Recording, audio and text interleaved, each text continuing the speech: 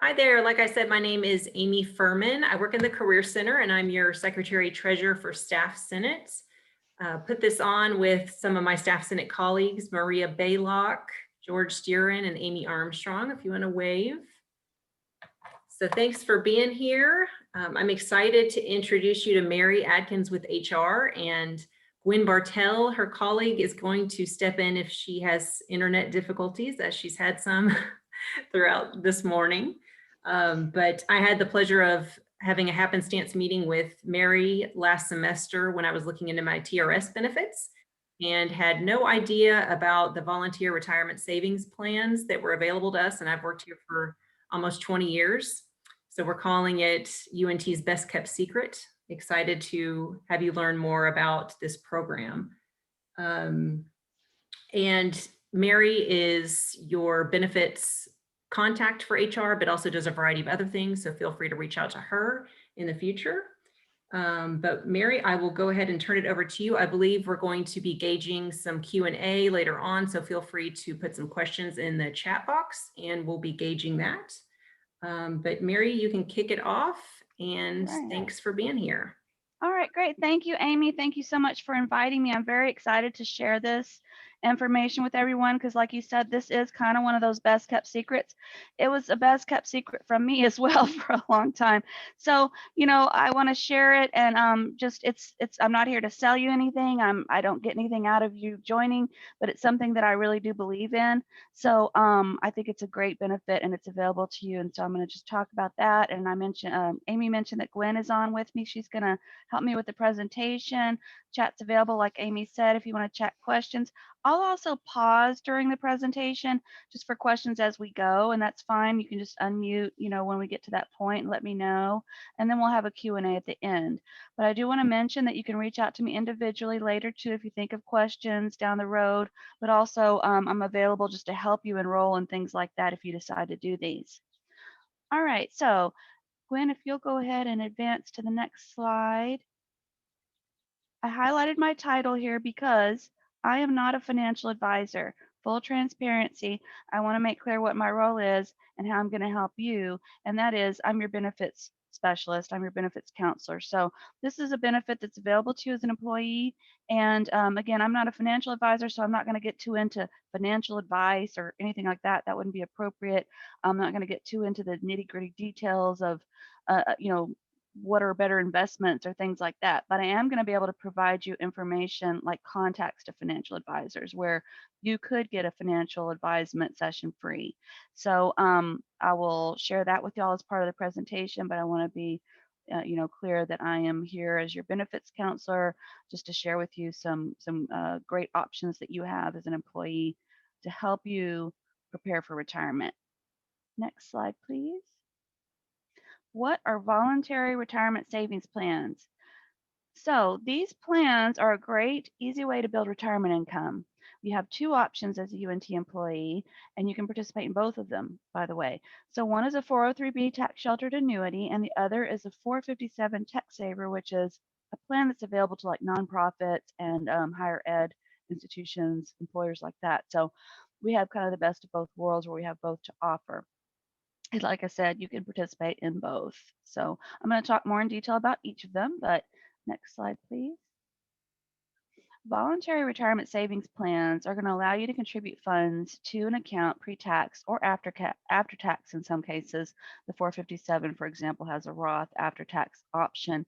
But these are where you can shelter money, reduce your taxes, and then save towards that nest egg that you may need to supplement any other benefits that you have in retirement, your retirement plan, whether you're in TRS or ORP, Social Security benefits, savings, whatever else you have. You might have other pensions, other retirement plans from other employers. All of this together is going to make up, your retirement strategy. So this is a really easy way to just sock away money, invest it how you want. You can start and stop it when you want. You're not locked into it. You can start at any time during the year, and then it comes out of your paycheck monthly, and then you can monitor it and change your amounts, how much you contribute, etc. But it's a great way to bridge the gap between other benefits, like I mentioned, where you kind of are putting everything together for your retirement plan and your strategy. It's a useful tool to help you prepare for retirement. Next slide. It's never too soon and it's never too late to start participating. So sometimes people hear about this later, they're getting close to retirement, and they're like, well, what would be the point? I mean, I'm going to retire in 2 years, or I'm going to retire in 6 months. There are some advantages to going ahead and doing this. For one thing, there's not really, other than the IRS tax limit, a limit on how much you could contribute. So if you're playing catch up, you could do a higher, contribution. For some people, they get close to retirement, they start saving more. Um, for those of you who are really early in your career or just starting out, or retirement's really far on the horizon, you could start small, increase that over time. It's up to you how much you do. And so I like to say it's never too late or too soon. Obviously, if you start, the earlier the better. You're going to have more time for that money to grow. But it's not too late to do it if you're close to retirement, because it's a good way to shelter. And I will throw this out. If you're going to get a vacation payout, for example, and you're in the 457 plan, you could actually have all of your vacation payout go to your 457 plan and not pay taxes, because when we retire or leave employment and we get our vacation payout, that's taxed. So there's pretty big hits sometimes on that. You don't get as much, money as you may be hoping. You can actually shelter that in the 457. And like when you do retirement meetings with us, that's one of the things that I mention. So sometimes retirees will start participating in 457 right before retirement just so they can shelter that vacation payout. But it's really great if you can go ahead and start early, because it's amazing kind of how that money can grow. So start small or go big. These are some of the pros. You can set goals for your retirement savings. This is up to you as what that goal is and how you want to save. It's easy to enroll, literally like 1, 2, 3 steps. Easy to change your amount contributed or your investment. So you decide to be more conservative or more aggressive. Maybe you've started in a more conservative investment because you've got to wait until, ways to go before retirement. And then down the road, you're like, I need to be a little more aggressive, or vice versa. No special enrollment period. So you're not waiting for your summer enrollment period to join this. You can do it at any time during the year. You can also stop it. So let's say you've been contributing and now there's a big expense coming up, the family needs a little more money in your pocket, so you could stop and then start again later. You don't have to be a financial wizard. I mention this because, like I said, I'm not a financial advisor. You don't have to know a lot about investing, but the more you know, of course, the better. But the investment options that you're going to have available to you are vetted, and they're kind of like an array of investments from conservative to aggressive types and everything in between. So you're going to be able to choose how you invest and change that up. But there are a lot of tools for getting financial advisement. And like I mentioned, there's a free financial advisement session you could get from one of our vendors. And they could guide you if you're not certain when you're looking at those, investments. I'm not really sure. Should I do a target date fund? Should I do bonds? What should I do? We can't really advise you on that, but there are a lot of tools available in the portals for these plans, which are really great. And I want to be able to show those to you if my computer cooperates. If not, I'm going to chat some of the links to you, or we'll send them out to you after, because there are a lot of really cool tools within the portals for both of these plans, including a lot of in-depth information about the investments. But it's not like you have to go out on the internet and research all kinds of investments. It's a limited amount of investments that are, scoped in, and they were vetted by our retirement committee and, the VPs and everything. So professional guidance is available. Oh goodness. Okay. Sorry. Can you go back one? Gwen, thank you. Okay, professional guidance is available, like I mentioned, and that's either from an investment advisor, one of our vendors that's vetted, or through the tools, but then also low fees. So you're going to have lower fees, administrative fees on these accounts than you would out in the market if you were buying something out in the market. And some people may do both. You may have investments out in the market, investments through other employers, and then these. But so we actually, like I mentioned, vetted the investments and the vendors, and then we negotiated as a large employer to have very low administrative fees. Now, if you start using the financial advisement, services besides the free one that you get, you could start paying a little more, because you're going to have to pay some fees for using those advisors if you're meeting with them virtually or one-on-one. But as far as your account goes, the fees are pretty low compared to some out in the market. But again, the real point of our offering these is to make it easy for you It's just a really nice benefit, and a lot of people don't know about it. So it's easy to contribute from your paycheck monthly, and easy to change it up. And it's just another way to supplement, obviously, your retirement income. Okay, next slide, please. I want to mention some of the cons. There are rules about withdrawing and distributions. There are tax penalties for early access. These are based on age, subject to market volatility, meaning you could have losses, gains and losses. Market goes up and down. Your investment can go up and down. Did I mention rules? And so the reason I keep emphasizing rules is rules can be a hindrance if you're like putting away too much money in these accounts and then you find, okay, I have an unexpected situation, I have an emergency, I need to access those funds. There are ways that you can access your funds before the age, or the rules apply, but I want to mention that this is for retirement. So one of the things I kind of look at it as, it's really great that there are some rules. I don't know about y'all, but sometimes it's easy for us to access our savings account. We're stocking away money and then we're like, oh, I'll just move that money over and do this, or I need to take a trip or whatever.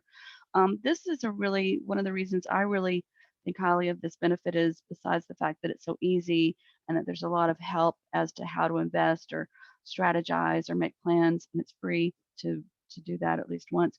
But the other reason is it's a good way to just kind of out of sight, out of mind, have a set amount going out of your check pre-tax, and it's set aside, and you've got that kind of, knowledge that you've got that money set aside, and it's just I don't know, some people are very disciplined savers and others aren't. So this is one of the reasons I like it. But I have the link here to a comparison chart between the 403B and the 457 that might be helpful. It's also on our voluntary savings landing page, which I'm going to put in the chat now. That is just the high level overview of these two plans, which I'm going to go into a little bit. And it's a helpful resource for y'all if you take a look at that. And it's also got this comparison chart where you can see the difference between the 403B and the 457 rules in terms of what age can you take a distribution without a tax penalty? Can I roll money in or out? Because some of you may have like a 403B from another employer, and if you wanted to, you could roll that into the 403B here. Next slide, please. So some of the things, like you can take a loan, which is going to be subject to certain rules and limits. So there may be times where you need to take a loan from one of your accounts, and that is possible under certain rules. You might qualify for a hardship withdrawal. Some of these might be like a medical emergency. There are some hardship rules around other things, and that's listed out in that chart, that comparison chart. You'll be taxed on your withdrawal. You can roll or transfer funds. Like I mentioned, a lot of times people join us from other universities or even from out of state, and they've had a 403B there and they want to kind of consolidate everything, and you can roll that, or but you can roll other funds into the 403B or 457. You have to pay a penalty of 10% if you take a distribution before you're 59 and a half, unless you retire at or over age 55. So this is kind of one of those rules I mentioned where it makes it a little harder for you to access the money. But again, there are, circumstances where you could. So at 72, current law is you must start taking minimum distributions, but ultimately the whole point of this is for retirement. So it's not necessarily like, oh, I want to build up my emergency savings. This is not a good tool for building your emergency savings. This is a great tool, or they're both great tools for you to be able to save towards retirement income to supplement any other benefits you're going to have. Next slide, please. So I'm going to pause actually for a second and see, or a minute, and see if anybody has any questions at this point. I don't know if we have any chat questions or any questions based on what I've talked about so far.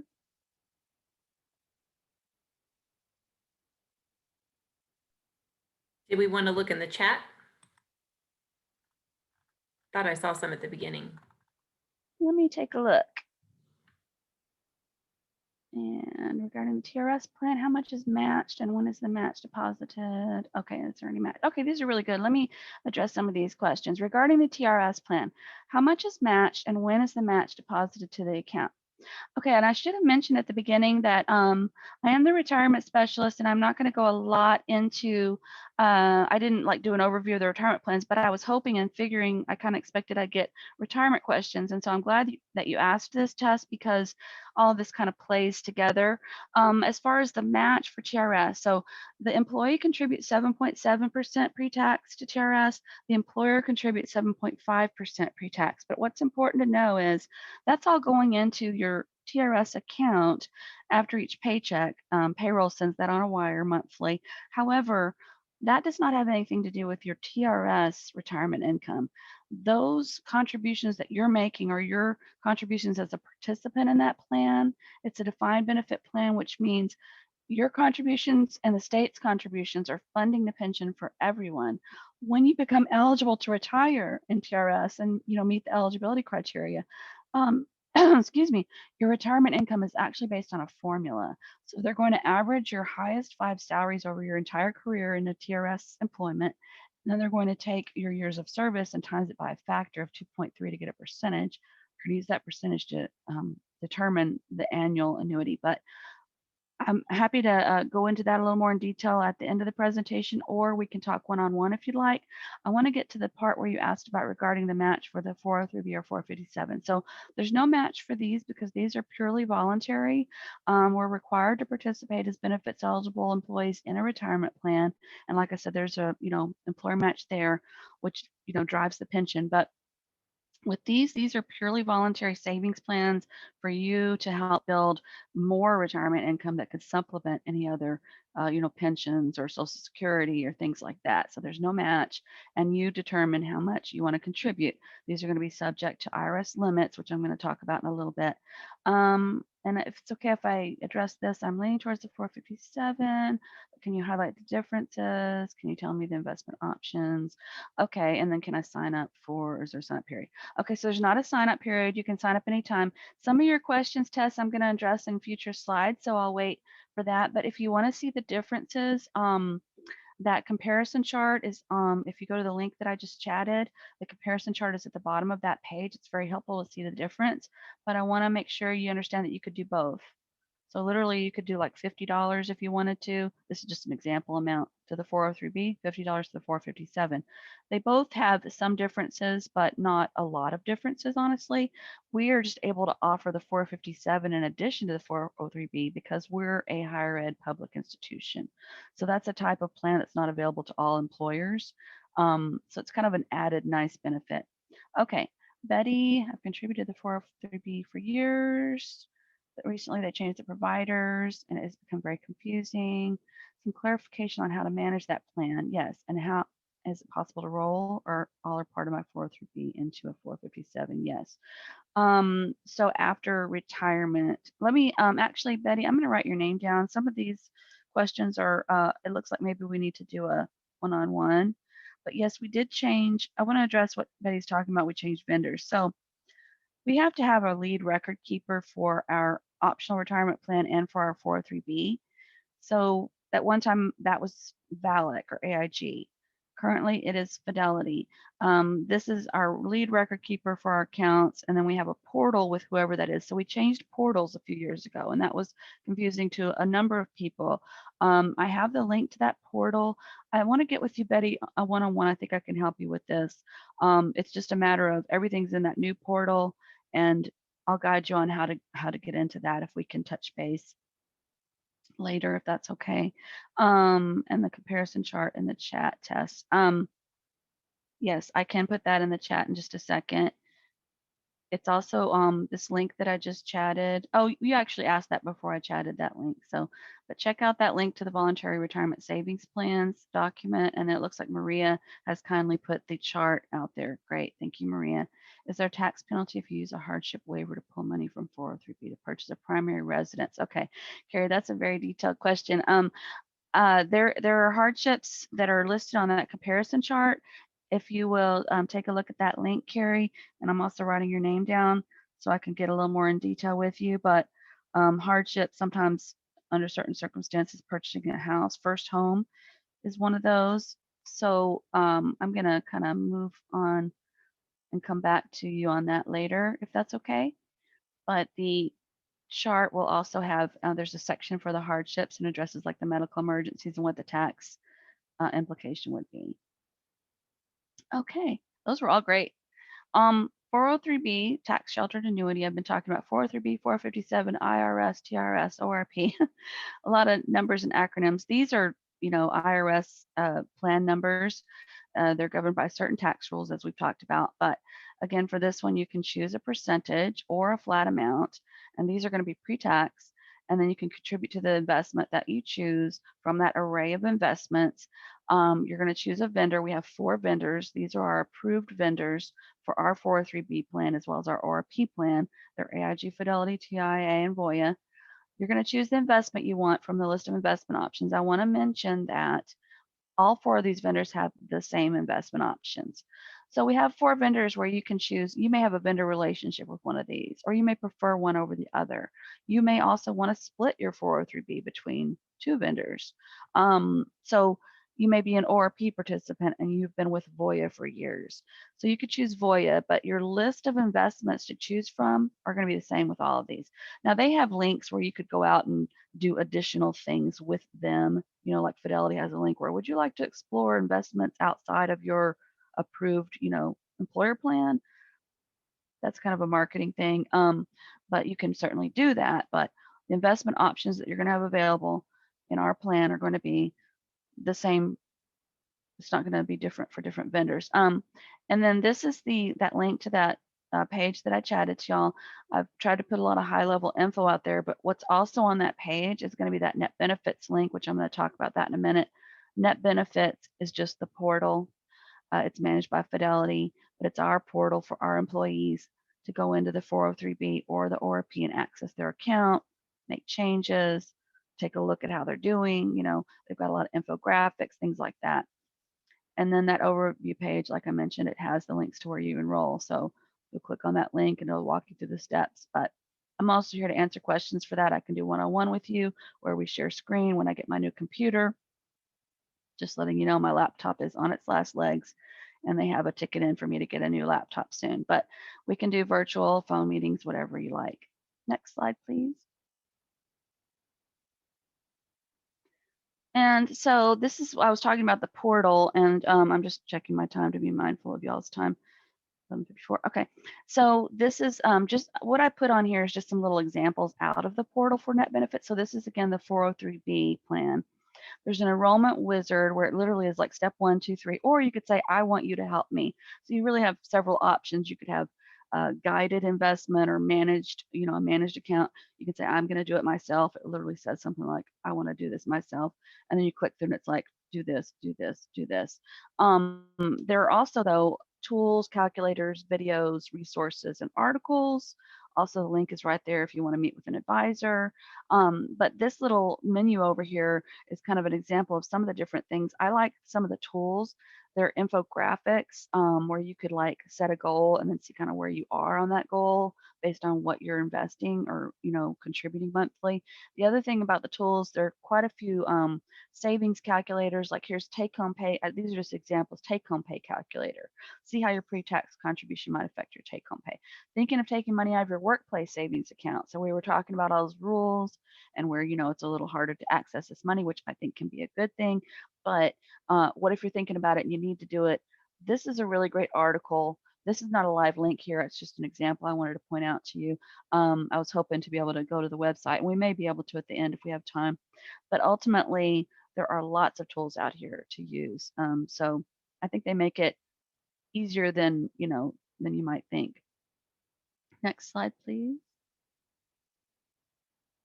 All right, I wanted to show you this example. This is if you were in the portal for the net benefits 403B, you're in the net benefits portal for the 403B, and you're looking at the array of investments. I clicked on this investment because this investment is the default investment. So what that means is if you go in and you start participating, you're like, I'm not sure what investment to choose right now, but I want to go ahead and start having some money contributed. So I go ahead and set it up for $50, okay? And I choose, let's say, Voya. And then I'm just throwing that out there as an example. And then I'm like, okay, I don't know what to invest in. This is the default investment. It's a target date fund. I'm not a financial advisor, so I'm not going to get into so much what that is. I can tell you very high level that these funds are a mixture of different types of investments. So they could be like a mixture between real estate, tech, and um, I'm losing the word domestic investments versus foreign investments. Different. It's a mixture, and you'll actually be able to see a pie chart. So there are a lot of things like where you see more on here where you can click and kind of get more high level info about this. But like here, you see risk of this category lower to higher. This is a little past moderate. And then you can see like average annual returns. All the investments have this, and there's a prospectus that you can click on. So you can really read in depth, but I think it's well packaged for you to be able to get good info. Um, but again, you can also say, I need help or I need a financial advisor or something like that. Next slide, please.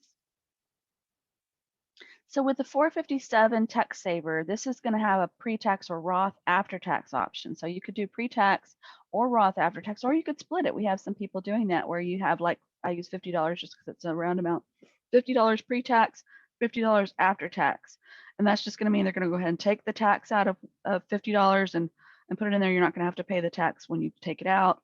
Putting it in there pre-tax, you're going to reduce your tax on your paycheck, but you're going to have to pay tax on that later down the road at some point.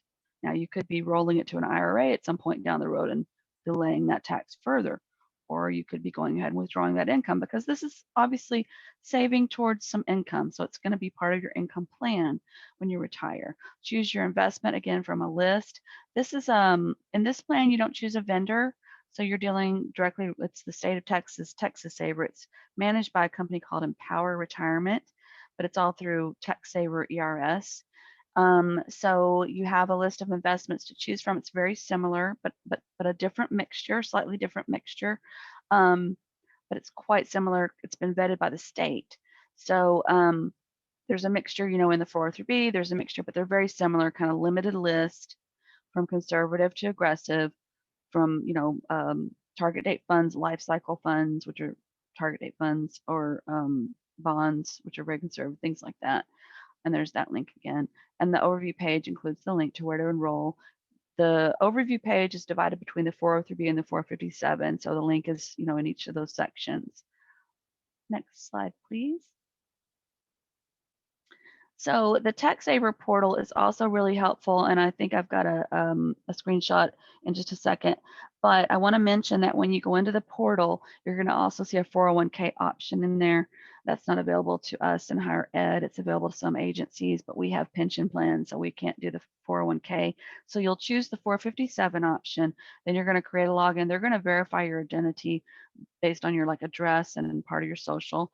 And then you're going to make your choice of the pre-tax or the after-tax. You're going to put in the amount. I want to mention on both of these, when you're going into these portals and choosing your amount, it's a monthly amount. There have occasionally been times where people wanted to enroll and they knew what the tax limit was and they wanted to maximize it and they put the whole year's amount in there. I audit these monthly so I can catch that and say, hey, did you really mean to do that? Because you're not going to have a paycheck if you do that. But sometimes people really want to shelter a lot, and that's fine. I just do a little audit, making sure. But again, nobody's perfect, and so timing can be an issue, and I want you to be aware that's a monthly amount so you can avoid that pitfall. You'll choose your investment, and then if you don't choose an investment, this one also has the default. Just like the 403B had that target date fund, this has a life cycle fund. I think it's BlackRock Life Cycle something, and it's a target date fund also. Next slide, please. All right, and I'll pause for questions in just a second, but this is from out of the TechSaver portal, and I wanted y'all to see this because these are brain shark videos that are really short. I post these a lot of the time on the well-being event calendar because I really like them, and I think that they really are helpful when you're even just starting out. Like this first one, you can enroll in the plan. It's about 5 minutes long. It literally will show you what steps you'll go through to enroll. And then it's also got some really good videos, short. I mean, none of them are more than 10 minutes. Maybe one is almost 15 minutes, but they're very good about investment base. The investment basics one is really good, and it talks about kind of the array of investments and but also some investment education. And then the Ready, Set, Retire Higher Ed is a really short but helpful video. So I wanted y'all to be aware of these. I'm going to stop and see if we have any questions that anybody wants to unmute and ask, but also I'm going to look in the chat. Oh, Dana, yeah, I tried to register with TechSaver Portal, but it said my information did not match their system. Should I just call them? So they, okay, let's see. Yeah, I had this happen to somebody else, and it was based on the address that they had in the system in ERS. Dana, I'm going to write your name down. Let me troubleshoot it, and I will reach back to you to ask you a couple of questions and see if I can help you. You're very welcome. Let me see if there's another. We can view all things current TRS retirement plans from that portal? No. Allison, that's a good question. Allison was asking if we can view our TRS information from the portal. I think she's talking about maybe the 403B. So TRS has its own portal. It's called My TRS. If you go to TRS, actually, let me chat it, trs.texas spelled out .gov. There's a link called My TRS at the top. If you haven't used it before, create a login there and you will be able to see your very own account information. You'll be able to use the retirement calculator tool in there, which is really good, where you could estimate when you retire and how much you would, have an income. But also, you'll see like your years of service in there. But no, the net benefits, you're welcome. The net benefits portal is it doubles as our optional retirement plan portal. So those of you in ORP for your retirement plan can see your ORP account and your TSA account together in one portal. I was told that employees with TRS cannot receive SS benefits, Social Security benefits. Is this correct? Okay, that is a really good question. So yes and no. So if you're in TRS and you have been, working here or another TRS employer, you've been contributing into Social Security benefits. So when you reach whatever the eligibility criteria for your Social Security benefits are, you could draw Social Security benefits. The people that are not able to draw Social Security benefits may be people that have worked in the ISDs, if they've been a teacher or a public school employee. The public schools in Texas, the ISDs don't participate in Social Security, so they don't contribute to it, so they can't draw it. And what happens is sometimes people will work, let's say in private industry, and then they go work for an ISD, and then they can work for us. When they were in private industry, they were contributing to Social Security. At the ISD, they weren't. And then they came to us and they were. There's this thing called an offset, where if you don't participate for a certain number of years with Social Security, your Social Security benefit could be offset because of those years when you didn't contribute. But there's like a mark you reach where it's not offset. So it's kind of complicated, but I'm going to chat the ssa.gov site. This one is another one where you can do my Social Security account. And when you register there, they'll verify your identity. And what you can do there is see like your earnings for all the years you've worked that you've participated in Social Security, and they'll actually show you where you could, like if you drew at 62, etc. But long story short, TRS, you can draw TRS and Social Security both if you're eligible for Social Security. I think there's another, let me see if there's another chat question. I think I got all the current chat questions. So anybody have any other questions right now, or I'll go on to the next section. Next slide, please.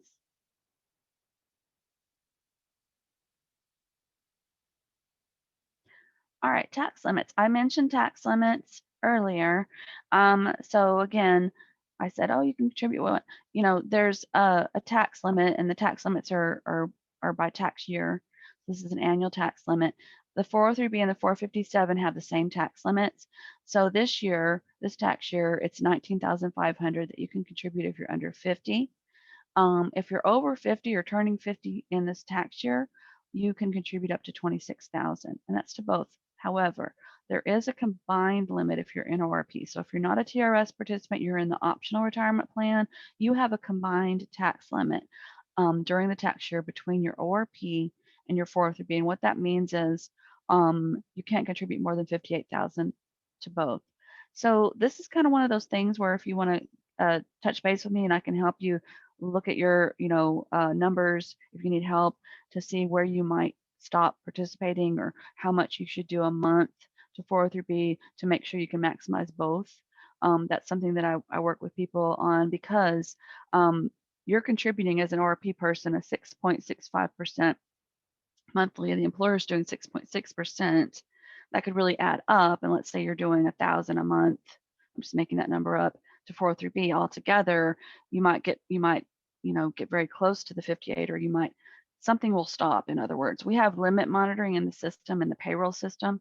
So the limit monitoring is going to stop your contributions. So what I work with people on is, let's look at how much your ORP contributions are monthly, and let's look at how much you want to contribute, and let's see what you can do to get to the best amount for you before you hit that limit, or to get to the limit so that you maximize those.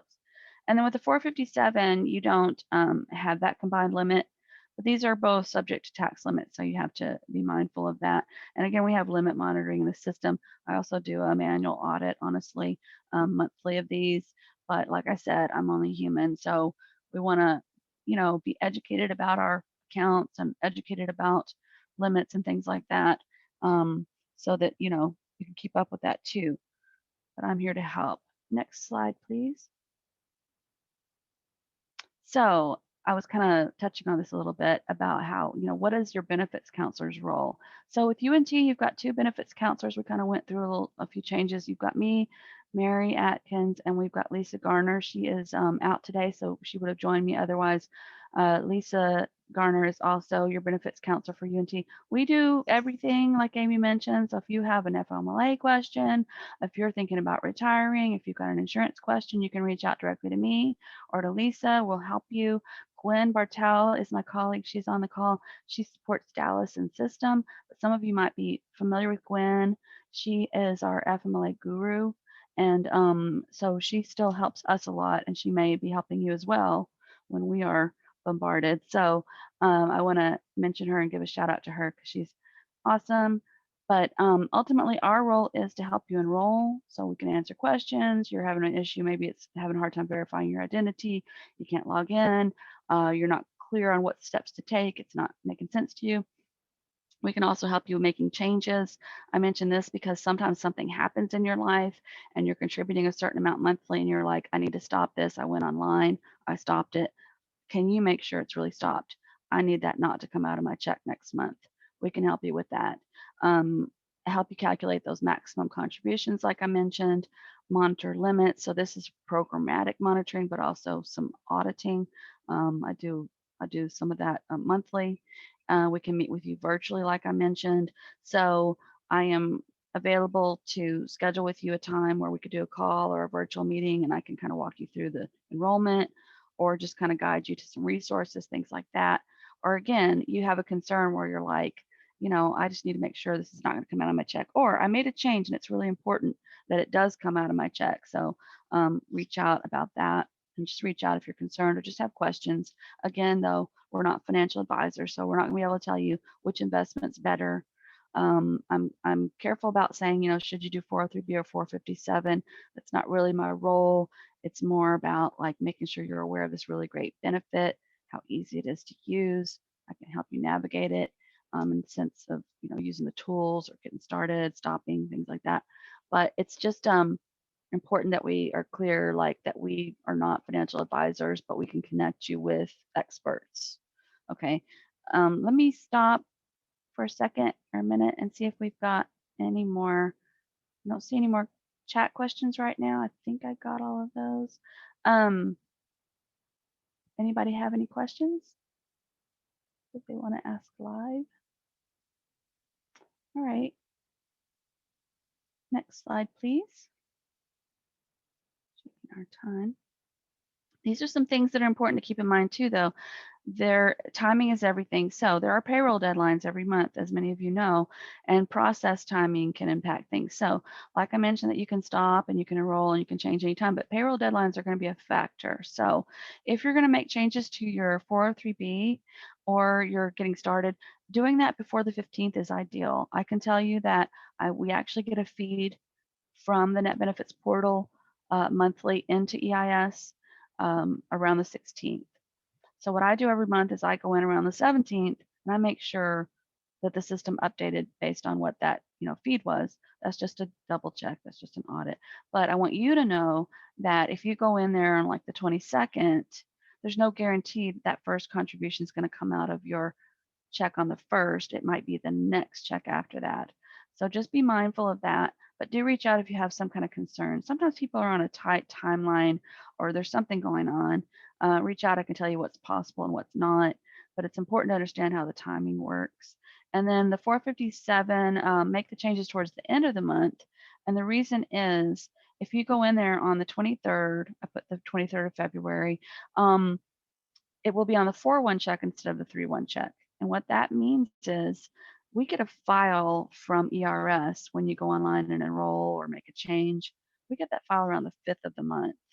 And so we go ahead and, get that entered on the 5th of the month. So I'm saying like 3-5. So you've already been paid 3-1. You made the change on 2/23. It's not going to come out of the 3-1 check. It's not possible. And the reason is, and they have language in there when you enroll that tells you that, but I wanted you to be aware of it because we literally get a file and we manually enter the 457. So it's going to be on the next check. And it's the same thing for changes. So we're not going to know what change you made. We don't get a feed from them. We get literally a spreadsheet and we go in and update that. Hopefully that's going to change in the future, but I wanted you to be aware of these little timing issues and understand that sometimes it may be the next check, not the check right after you make a change or enroll. But when in doubt, reach out to us. Anybody have any questions? Let me check the chat. How do you go to the Net Benefits portal and the Tax Saver portal? Okay. Hey, Tammy, I see your chat question about how to access these portals. I chatted earlier a link to our voluntary savings overview page. And that page has the links to both of the portals. If my computer cooperates, I could also, yeah. Oh, thank you, Maria. I think Maria rechatted that. That's great. I tried to kind of put everything out there on our website in one place, so it's easy kind of like to go and look at some high level info about both, but also you could enroll off of that page because the Net Benefits link's there and the Tax Saver link is there. You're very welcome. I'm going to go ahead and say next slide. And we'll take some more questions as we go. Other things to keep in mind. Be prepared. So I get asked this sometimes when I'm doing retirement planning meetings or retirement meetings, because I do both, future planning for your retirement, you're ready to retire. And they'll say like, well, do you know of any estimates of what, my expenses are the difference? I've heard this, I've heard that. And there's kind of like anecdotal info out there. They say, oh, my expenses might be 70% or 90% of what there's really, that's all based on you. That's an individual situation. Like I said, I'm not a financial advisor, but what I always tell people is I would act as if my expenses are going to be more because we just don't know. But we're going to have inflation. We're going to have rising costs. Financial advisors will say, estimate everything costing 2 to 3% more. You could have a lot of travel that you're wanting to do. Travel costs could go up. You might not be a cheap traveler. You might be a really frugal traveler, but unexpected expenses can happen. You may be ready to retire and thinking that everything's going to be great. I'm not trying to be negative, and this is not negative, but your child comes home suddenly to live with you and they don't have a job anymore and that's a bad thing and they need to live with you and they might not be paying you rent or anything. So your expenses could go up, but also, maybe you need to take over the care of a parent. You've got an elderly parent, you're retired, you had everything planned. And you've got now some additional expenses to take care of your parent or maybe a grandchild or your health is, all kinds of things can happen, right? We don't have a crystal ball. There's no way. I always say it's better to prepare because we can't always plan. So kind of the whole point of having this benefit is it's a way for you to prepare, sock away some money, save on some taxes. And, we just don't know. Medicare costs, a lot of people don't realize that when you retire, you're going to be, if you're eligible for your retiree insurance benefit and you're 65 or over, you're going to have to enroll in Medicare A and B. B has a cost. It's based on income, and they look at your last 2 years of income before you retire at your tax return. So on average, it's like 145 per month right now for individuals, and it works with your retiree health insurance, so you have to be in it. So that's a new cost. Now, potentially your health insurance, if you get the retiree health insurance, could be less. of a cost, but we don't know. I mean, medical costs are very expensive, as you know, out of pocket costs. Bucket list. You got a bucket list. You're going to do a lot of international travel, or who knows. But so I'm just saying, like, this is one of the reasons we have this benefit available to you besides having a retirement plan. We're trying to, provide something that's easy, but also really beneficial to you to use for these purposes. I don't see any chat questions. I think there's another. I'm trying to think what the next slide is. Can we go ahead and next? Yeah. So again, that's that overview page, and it includes those links, the comparison chart, which I find really useful. The comparison chart will literally show you like withdrawal age and tax implications, the hardship someone had asked about, being able to withdraw to buy a house, down payment on a house and things like that. So that's all very helpful. Can we go to the next slide? I don't remember if this is oh, it's just the question slide. Okay. I may try to share. Let me just try to chat some other links, but I want to mention on here as we go into the Q&A, if you're starting to think about retirement, like I mentioned, I do conduct retirement meetings, but also I do planning meetings with you. So we could look at your TRS questions, look at your TRS account, you have ORP questions, you have retiree health insurance questions, things like that. I'm available to you to do that. I'm going to see if I can chat some other links while we see if we have other questions. There may be things I didn't touch on that you need me to answer. I'm going to just chat first a page out of TechSaver that I want you to be aware of. It is, bear with me, it is a overview of investment options, which I find helpful.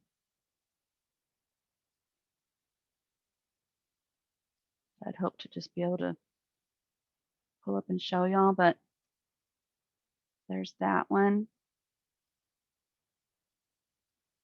I had another resource I wanted to, yeah, I won't be able to show you that one. There are a lot of great pages on these portals. And again, let me send you, this is a brochure out of the portal for the 403B. It's kind of a really nice brochure that shows the investment options at a high level for the 403B.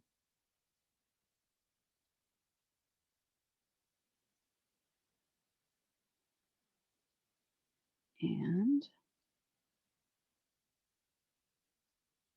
got one more. These are some things you might want to look at or bookmark, but again, the other one was just that page that I've already sent you. Lots and lots of info out there. We get a little overwhelmed with a lot of info, so that's one of the reasons that I'm here. If you have questions, that I can help you navigate that. Do we have any questions?